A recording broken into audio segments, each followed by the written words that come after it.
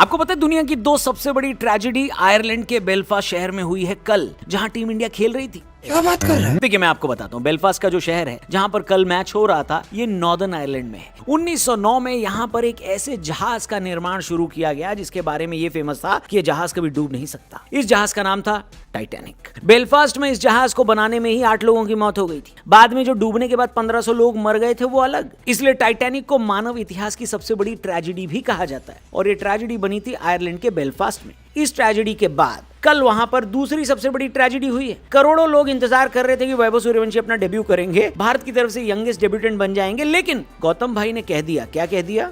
रुको जरा, सबर करो। कप्तान अय्यर ने कल मैच में जब टॉस जीतकर ये बताया कि वैभव सूर्यवंशी नहीं खेल रहे हैं, तो पूरे स्टेडियम ने एक साथ ऐसी आवाज निकाली जैसे सबका किसी ने घर लूट लिया हो। मेरा तो इतना लाइफ खराब हो गया है। वैभव सूर्यवंशी के डेब्यू के लिए ऑफिशियल ब्रॉडकास्टर्स जो थे वो पोस्टर पर पोस्टर निकाले जा रहे थे। सारे प्रोमो वैभव सूर्यवंशी के नाम के काटे जा रहे थे। प्रैक्टिस सेशन में एक कैमरा वैभव सूर्यवंशी पर अलग से लगाया जाता था। बल्कि बेलफास्ट में बहुत सारे लोग टिकट खरीद कर इसलिए भी मैच देखने गए होंगे क्योंकि उनको वैभव को देखना होगा, लेकिन वैभव सूर्यवंशी नहीं खेले। कई लोगों के हिसाब से ये टीम इंडिया की करी गई पहली गलती थी, क्योंकि अगर आप वैभव को आयरलैंड के खिलाफ भी मौका नहीं दे सकते तो फिर आप इंग्लैंड के खिलाफ उनको क्या सोचकर डेब्यू करवा दोगे भाई साहब, बताओ। कुछ लोग तो ये थ्योरी भी निकालने लगे कि एक बिहारी लड़के यानी धोनी का बदला गौतम दूसरे बिहारी लड़के वैभव सूर्यवंशी से ले रहे हैं। हेलो, बड़ा हरामी हो बेटा। खैर ये सब तो बकवास की बातें लोग सोशल मीडिया पर बोलते रहते हैं, लेकिन याद रखिए दोस्तों, वैभव सूर्यवंशी की हेडलाइन में ये मत भूल जाना कि वर्ल्ड कप फाइनल के बाद जो पहला T20 इंटरनेशनल टीम इंडिया खेल रही थी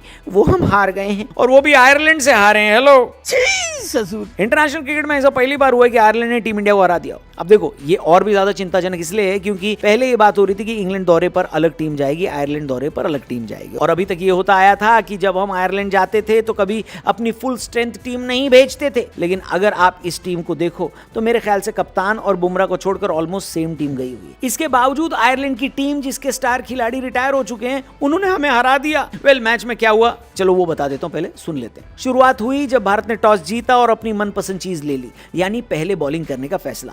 भारत को बेहतरीन शुरुआत मिली। हर्षित राणा जो वर्ल्ड कप में इंजर्ड हो गए थे और फिर टीम से बाहर हो गए थे और फिर पूरा आईपीएल क्रिकेट से दूर रहे, उन्होंने शानदार वापसी करी और आयरलैंड को सांस लेने का मौका भी नहीं दिया। पावर प्ले के अंदर आयरलैंड के 3 विकेट जा चुके थे, जिसमें 2 हर्षित राणा के खाते में आए थे। लेकिन इसके बाद आयरलैंड संभल गई। कप्तान टकर और डिलानी के बीच बेहतरीन पार्टनरशिप हुई और अचानक से आयरलैंड बड़े स्कोर की तरफ बढ़ गया। हालांकि इस बीच भारतीय गेंदबाजों का भी बड़ा कंट्रीब्यूशन था, खासकर प्रसिद्ध कृष्णा जो अब रन देने के लिए प्रसिद्ध हो चुके हैं। भाई ने पूरे 14 की इकोनॉमी से रन दिए, 4 ओवर में 57 रन खा लिए। इस वजह से आयरलैंड भी 20 ओवर के बाद 182 बनाने में कामयाब हो गई, जो कि मेरे हिसाब से काफी चैलेंजिंग टोटल था। लेकिन फिर भी टीम इंडिया को तो ये बना ही लेना चाहिए था, नहीं? बात तो सही है। लेकिन वर्ल्ड कप में प्लेयर ऑफ द टूर्नामेंट बनने के बाद अपना पहला मैच खेल रहे संजू दूसरे ओवर में एक लेफ्ट हैंडेड तेज गेंदबाज को अपना विकेट देकर आउट हो गए। इसके फौरन बाद ईशान किशन भी एक बड़ा शॉट खेलने के चक्कर में विकेट कीपर के हाथों कैच हो गए, और जब कैप्टन श्रेयस अय्यर आए और फिर तुरंत वापस चले गए, तब लोगों को लगा कि भाई कुछ तो गड़बड़ है और यहां पर एक बड़ा उलटफेर हो सकता है। हालांकि हमारी उम्मीद फिर भी बंधी हुई थी क्योंकि अभिषेक शर्मा ताबड़तोड़ खेल रहे थे। मात्र 19 बॉल में उन्होंने अपनी 49 रन बना लिए थे, और जब वो आउट भी हुए तो हम ऑलराउंडर वाले क्षेत्र में पहुंच गए। तब समझ में आया कि आयरलैंड को हल्के में नहीं लेना चाहिए था। टीम के वाइस कैप्टन रहे तिलक वर्मा ने शुरू में जल्दी विकेट जाने के बाद थोड़ा संभल कर खेलना शुरू किया, लेकिन वो ज्यादा ही संभल गए।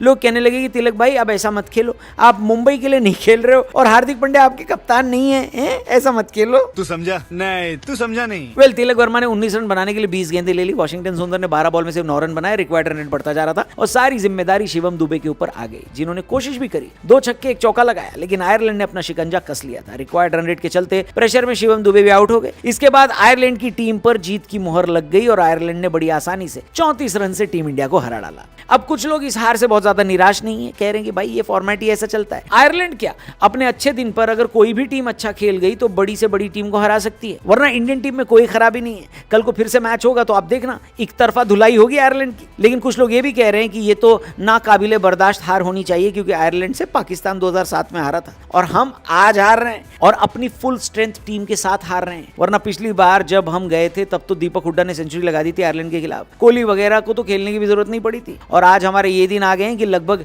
बेस्ट टीम हमने उतारी मैदान में और फिर भी हारी है। इस हार का जिम्मेदार कुछ लोग कप्तान श्रेयस अय्यर को बता रहे हैं, कुछ लोगों के हिसाब से टॉप ऑर्डर की वजह से हम लोग हार गए, और कुछ लोगों का कहना है कि तिलक वर्मा बहुत टाइम से स्लो और टुक टुक खेल रहे हैं। लेकिन जो सबसे बड़ी मेजॉरिटी है है उनका कहना है कि अगर आप वैभव को खिला देते तो ऐसा नहीं होता है? मत खिलाओ वैभव को, मत खिलाओ।